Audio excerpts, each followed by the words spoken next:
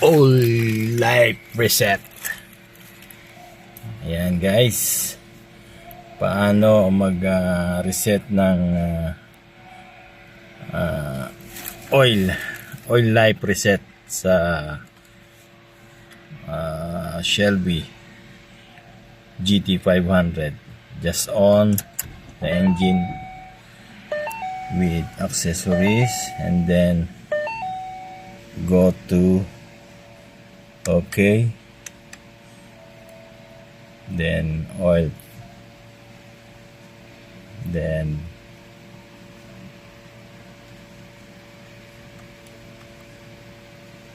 go to settings, then go to settings, 2, 3, 4 settings, press OK, then go to vehicle, then you see the oil life reset. Just press and then set to 100, then press hold OK until oil reset, like this. You see, then oil complete reset. Thank you.